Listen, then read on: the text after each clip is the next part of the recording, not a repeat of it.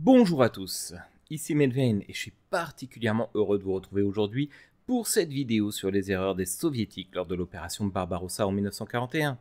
Si je suis particulièrement heureux, c'est parce que j'avais promis de faire cette vidéo si les précédentes atteignaient les 5000 vues. Or, ce chiffre a été largement dépassé au moment où j'écris ces lignes et bien plus rapidement que je ne l'avais espéré. Bref, un grand merci pour votre fidélité. Comme je l'ai dit dans les précédentes vidéos, l'opération Barbarossa, c'est-à-dire l'invasion de l'Union soviétique par les Allemands, a été une catastrophe pour les deux camps. D'un côté, aucun des objectifs visés par la Wehrmacht n'ont été atteints, et de l'autre, les soviétiques ont connu des pertes tellement colossales que sans la tripotée d'erreurs des Allemands, le pays aurait pu tout simplement disparaître. Aujourd'hui, on se paye Staline, son état-major et son système politique incohérent.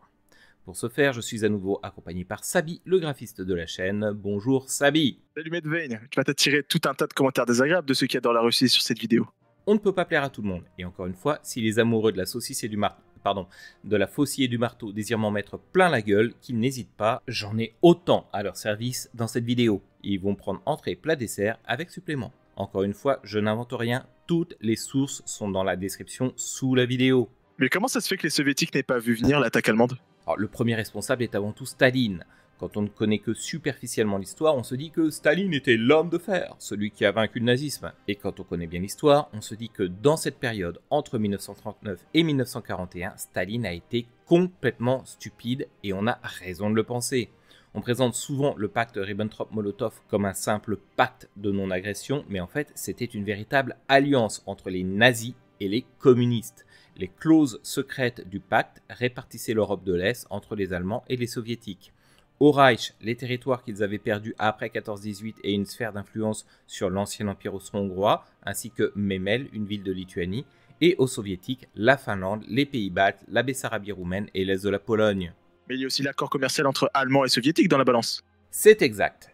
Les nazis et les soviétiques étaient plutôt proches pour deux pays censés être aussi opposés l'un à l'autre. Rien qu'entre 1939 et janvier 1941, ils ont signé pas moins de 3 accords commerciaux majeurs. Grosso modo, l'URSS s'engageait à fournir des matières premières, principalement du manganèse, du coton, des céréales, des minéraux et du pétrole, et en retour, les Allemands leur fournissaient des machines-outils, des licences et une ligne de crédit de 200 millions de Reichsmark. Je rappelle qu'on parle des années 1939-1941. Les nazis ont déjà démontré à l'époque qu'on ne peut leur accorder aucune confiance après le viol des accords de Munich et l'invasion de la Tchécoslovaquie, les bombardements des civils et leur occupation très dure de l'Europe. Donc ils n'ont pas respecté l'accord? Tu as deviné. De leur côté, les soviétiques ont bien fourni à l'Allemagne les matières premières dont il avait été convenu dans les accords. Mais quand ça a été au tour des Allemands d'honorer leur part du marché, tu doutes bien que les machines-outils, les rouges, ils en ont jamais vu l'ombre d'un boulon. Hein. Les soviétiques fournissaient les Allemands pendant que ces derniers se battaient contre nous, les Alliés? C'est exact. Tout comme nous fournissons l'Ukraine en ce moment, ce qui fait que la Russie nous considère comme ses ennemis. C'est marrant de voir comme les choses peuvent tourner parfois. Hein. Quand je vois ce que nous avons subi avec l'occupation, finalement, je me dis que c'est juste un prêté pour un rendu. Mais à combien se montait l'aide fournie par les soviétiques? Alors, je ne suis pas historien, mais on peut faire un petit calcul basé sur les cours de l'or. Les fournitures de l'URSS s'élèvent entre le 11 février 1940 et le 21 juin 1941 au minimum à 640 millions de Reichsmark. Et je prends la fourchette basse pour ne pas énerver les pro-russes. Ensuite, le calcul que je vais décrire, c'est peut-être pas le plus précis du monde car je suis pas un spécialiste, mais ça va vous donner quand même une idée de l'ampleur de l'aide soviétique au Troisième Reich. À sa création, le Reichsmark était indexé sur l'étalon or, c'est-à-dire que un Reichsmark valait à peu près 0,2790 grammes d'or fin, ce qui fait au cours de l'euro à peu près 23,68 € au moment où j'écris ces lignes. Et donc, toujours au cours de l'or d'aujourd'hui, au moment où je fais cette vidéo, ça représentait environ 15,155 milliards d'euros de fourniture de matières premières. C'est colossal comme aide, mais comment ça se fait qu'on n'en parle jamais? Parce que beaucoup pensent que l'URSS était l'ennemi mortel de l'Allemagne. En fait, on a assisté à un retournement narratif de l'histoire. Mais ce qu'il faut retenir, c'est que les livraisons soviétiques ont considérablement renforcé l'Allemagne et que sans cette aide, les Allemands auraient eu beaucoup plus de mal à préparer Barbarossa. Quelques heures avant le déclenchement de l'offensive, il y avait encore des trains soviétiques qui déchargeait des cargaisons à la frontière avec le Reich. Et pour en revenir aux relations germano-soviétiques, Staline croyait dur comme fer qu'Hitler ne l'attaquerait jamais tant qu'il le fournissait en matières premières. En effet, Staline, lui, il a ses propres plans concernant la guerre qui oppose l'Axe aux Alliés. On les connaît? Oui. J'en profite pour dire que les sources de ce que je dis sont dans la description. Toujours, je le reprécise parce que ce que je vais dire, ça va être sujet à controverse. Personnellement, il ne me serait jamais venu à l'idée de me mettre dans la tête de Staline, mais pour en revenir à ses intentions, Staline espère que l'Allemagne et les Alliés vont s'épuiser mutuellement. Il pense que la guerre sur le front de l'Ouest va durer longtemps et qu'une fois que les hostilités auront duré un peu, il pourra en tirer avantage en écrasant à la fois les Allemands et les Alliés. Alors, je sais que tu n'es pas un grand fan des soviétiques, mais là tu vas un peu trop loin. Pourtant, je t'assure que je n'invente rien. Ce sont les journalistes Jean Lopez et Yasha Maklacha, qui travaillent notamment pour le magazine Guerre et Histoire et qui s'appuient sur les travaux de nombreux autres historiens qui l'affirment. Et le problème de Staline, c'est que ses plans totalement opportunistes se sont effondrés quand la France a signé l'armistice. Au lieu d'avoir une Allemagne affaiblie à ses frontières, il se retrouve avec une Allemagne renforcée. Pour lui, le résultat de la campagne de France a été un véritable désastre et pourtant, il va continuer à s'entêter à vouloir collaborer avec les nazis. Je crois que c'est Solzhenitsyn qui disait « Staline n'avait fait confiance qu'à un homme au cours d'une vie de défiance sans faille. Et cet homme était Adolf Hitler. » Alors, Solzhenitsyn sait de quoi il parle. Il a été membre du Parti communiste et il a combattu dans l'armée rouge de 1941 à 1945. Cette confiance de Staline en Hitler a été une des raisons principales qui ont conduit à la destruction de la quasi-totalité des troupes soviétiques entre la frontière et Moscou. En tout, 87 sources différentes ont annoncé l'attaque à Staline. Churchill l'a prévenu, un espion soviétique nommé Richard Sorge à l'ambassade de Tokyo a donné la date et l'heure exacte de l'attaque. Les patrouilles de reconnaissance de l'armée ont détecté les concentrations de troupes allemandes à la frontière, les rapports du NKVD dans toute l'Europe avertissent de l'imminence de l'attaque et l'aviation de l'armée rouge envoie des photos des troupes allemandes qui se massent à l'est à la frontière avec l'URSS. Mais Staline, il refuse d'y croire. Il devait bien se douter que les Allemands n'étaient pas en train d'organiser un pique-nique géant. On pense surtout que Staline avait peur. Staline, l'homme de fer, avait la frousse devant Hitler et il refusait de faire quoi que ce soit pour le provoquer. Tu vois, c'est marrant quand on retrouve l'attitude de certains politiques de nos jours face à Poutine, et ben c'est exactement comme à l'époque face à Hitler. En fait, dis-toi bien que toutes les horreurs qui ont eu lieu sur le front de l'Est, les massacres, les millions de morts, le pays complètement ravagé, ben tout ça, c'est parce qu'un petit moustachu faisait peur à un autre petit moustachu. Ah oui, Staline il était tout petit, il faisait 1m60 et quelques. D'autant plus qu'il y a eu les grandes purges. Alors ça, c'est peut-être une des plus grandes conneries de l'histoire, et je pèse mes mots. En 1937, Staline lance ses grandes purges. Les historiens ne sont pas tous d'accord sur la date du début des grandes purges. Certains disent qu'elles ont commencé en 1934, d'autres en 1936, mais la partie qui nous intéresse vraiment, c'est celle qui commence en 1937. En effet, c'est à ce moment-là que les grandes purges touchent de plein fouet l'armée rouge, avec des conséquences dévastatrice.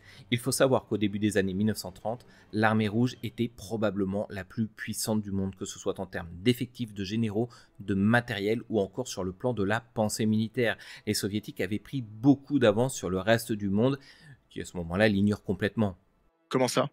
En fait, les informations filtrent difficilement en dehors de l'Union soviétique, mais l'ouverture des archives dans les années 90 nous a permis d'apprendre que les soviétiques avaient théorisé les grandes formations motorisées. Ils avaient commencé d'ailleurs à les mettre en place. Leur intervention pendant la guerre en Espagne leur permet également de tester leur matériel, ce qui est à l'origine directe des meilleurs avions d'attaque au sol de la guerre, l'IL-2 Ilyushin Sturmovik dont on a déjà parlé. Ce serait très long à développer, mais en gros la plupart des concepts qui seront mis en œuvre par les Allemands, à l'exception de la Panzer Division, qui est un concept un petit peu particulier, seront en fait créés et mis en place par les soviétiques. Outre les avions, on parle aussi des parachutistes, des grandes formations blindées et même des divisions d'artillerie qui auront une énorme efficacité plus tard. Ce n'est pas du tout l'image qu'on en a. Pour nous, les soviétiques, ce sont des vagues et des vagues de soldats jusqu'à submerger l'ennemi. Alors sur ce point-là, on a tort. Dans les années 1930, les soviétiques disposent de très grands penseurs militaires comme par exemple Georgi Isserson qui théorise l'art opératif. Alors je fais une petite parenthèse ici, l'art opératif c'est une doctrine complexe que je présenterai peut-être dans une autre vidéo parce que là je ne veux pas sortir du sujet, mais bref. Iserson analyse très bien l'invasion de la Pologne et de la campagne de France. Il prévient Staline que la guerre moderne ne se déclare plus, mais procède d'une attaque surprise.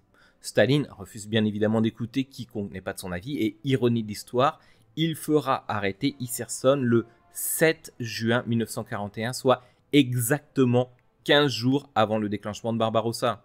Et pourtant, les Soviétiques et les Russes eux-mêmes considèrent encore que les travaux d'Iserson ont une très grande valeur intellectuelle. Dites-vous bien qu'il était encore impossible pour un occidental d'accéder aux écrits d'Iserson avant 2013, année des premières publications de ses écrits en anglais. Il n'était pas le seul des cerveaux de l'armée rouge, il y en avait beaucoup d'autres qui étaient très brillants. Mais où étaient les grandes formations de chars dont tu as parlé lors de Barbarossa? Alors ça, c'est un des drames de l'armée rouge. Pour redonner du contexte, quand la guerre d'Espagne éclate en 1936, les soviétiques vont soutenir le camp républicain. Ils leur envoient des chars, les T-26 et les BT-7, qui sont parmi les meilleurs chars du monde à l'époque. Cependant, les républicains espagnols n'en auront jamais assez et ils ne les utiliseront jamais convenablement. De plus, les chars russes sont conçus pour faire de grandes chevauchées en terrain découvert, en Russie donc, et ils ont beaucoup de mobilité, c'est une de leurs grandes forces, et ils ne sont pas du tout faits pour être utilisés sur un théâtre comme l'Espagne, qui est un terrain très accidenté et donc très défavorable à ce type de blindés. Du coup, ces excellents chars ne servent presque à rien, et je te passe les détails, mais les conseillers soviétiques en Espagne vont noter qu'ils n'ont pas eu une grande influence sur le conflit, et les soviétiques vont démanteler d'eux-mêmes leur grande formation blindée à partir de 1939. Résultat, quand l'Allemagne attaque en 1941, les grands corps blindés qui auraient pu se heurter directement et frontalement aux Panzerdivisions n'existent plus et ils vont terriblement manquer. Revenons-en aux purges. Lorsque Staline commence les purges, il va littéralement saigner à blanc le corps des officiers de l'armée rouge. Les soviétiques souffrent chroniquement d'un manque d'encadrement et d'officiers compétents. Et attention, quand je parle d'officiers compétents, je ne parle pas de grands penseurs. Je parle du type qui, sur le terrain, sait positionner ses hommes, son matériel, communiquer avec les autres formations, avoir une vue d'ensemble et garder la cohérence de la troupe. Les capitaines, les colonels, les lieutenants, les généraux, voilà, ce genre de personnes. C'est un vrai métier qui demande des années de formation et d'entraînement pour devenir à peu près convenable. Par ces purges, Staline va complètement détruire l'encadrement de l'armée et la démoraliser par la même occasion. En fait, Staline va tuer plus de ses propres officiers pendant les grandes purges que les Allemands pendant toute la guerre. Pour chaque officier soviétique qui aura été tué par les Allemands, eh bien dis-toi que Staline en aura tué 2,5 lui-même. Dans quelle proportion? En fait, il va tuer 3 maréchaux sur 5. Il a 16 commandants de corps d'armée, il va en tuer 14. Pour les commandants de corps, il en élimine 60 sur 67. Il tue aussi 136 généraux de division sur 199 et les 2 tiers de ses chefs de brigade et la moitié de ses colonels.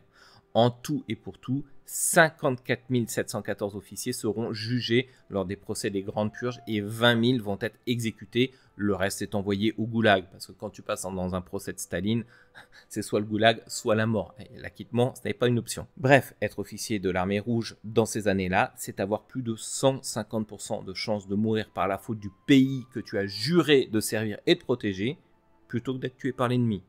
Je te rappelle qu'on parle d'officiers, d'hommes qui sont longs à former et dont la formation coûte très cher. Un officier, ça vaut de l'argent aussi. Dans l'art de la guerre de Sun Tzu, le penseur chinois va dire quelque chose qui est très juste. Il dira « Il est plus facile de recruter 10 000 soldats qu'un seul général ». Mais enfin, Staline n'a pas compris qu'il allait complètement démoraliser son armée? En fait, Staline s'en moque. Ce qu'il veut, c'est la terreur absolue sur tout le territoire soviétique. Il pense que la terreur poussera ses opposants à disparaître d'eux-mêmes. Et dans un sens, il a plus ou moins réussi. L'Union soviétique va payer très cher cette violence. Quand les Allemands déclenchent Barbarossa, ils vont capturer 3 800 000 prisonniers. Et en vérité, 230 500 de ces prisonniers sont des déserteurs qui vont servir l'armée allemande directement. C'est 1/16 du total, ce qui est énorme. À titre de comparaison, il y a 330 fois plus de déserteurs de l'armée rouge que dans l'armée française en plein pendant la débâcle de 1940. Un autre chiffre qui frappe l'imagination, c'est que les Allemands vont capturer 6 290 000 armes individuelles comme les fusils ou les pistolets qui n'auront pas été détruits. En revanche, pendant leur avancée, les Allemands ne vont capturer que 20% des voitures civiles de l'Union soviétique. Pourquoi? Parce que 80% vont s'échapper. Et je te laisse deviner qui conduisait ces voitures. Des officiers de l'armée rouge? C'est exact. La plupart des véhicules seront retrouvés à plus de 50 km du front.